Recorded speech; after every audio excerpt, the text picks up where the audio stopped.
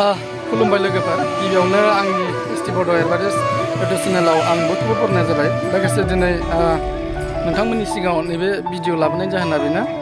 जोंहा सनितपुर जिल्लानि सिङावनो आरोना खुंगा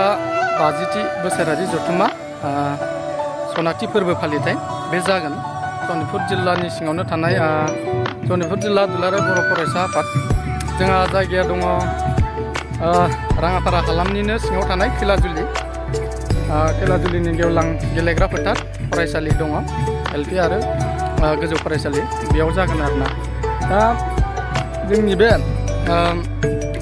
गल्डेन जुबलिनि सनाथि फोरबो फालिथायनि जि खामानि मावनाय बियो बेसे आवगायदों बेखौ आं नोंथांमोननि सिगाङाव फारियै दिन्थिलांगोन नोंथांमोना नायबानो जाबाय बेसेसो आवगायदों खामानिफ्रा बेखौ नोंथांमोना फारियै नायलांबानो जाबाय आरो बे भिडिअनि गेजेरजों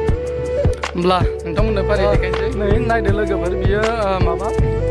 खाम्फा बानायनाया नै माबायदि बानायदों नायदों नोंथांमोना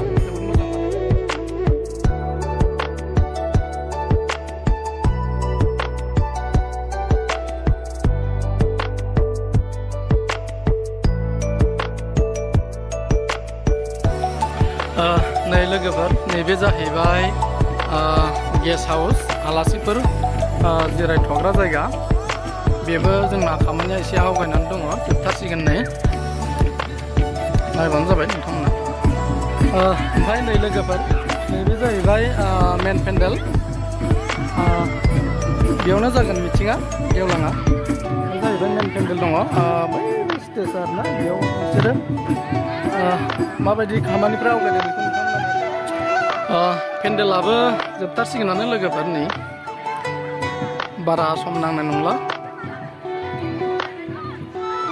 ओमफ्राय लोगोफोर नै बेनो जोंना मेन गेटआ लामानिफ्राय हाबबोनाय आरोना बियो बेखौ नोंथांमोना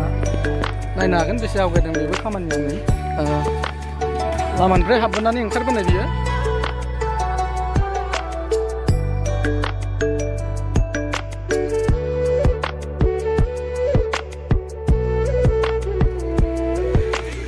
नै लोगोफोर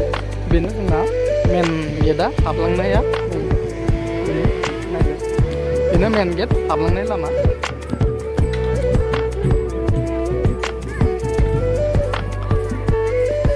गेटआबो जाथारसिगोन जोंना नै नायदो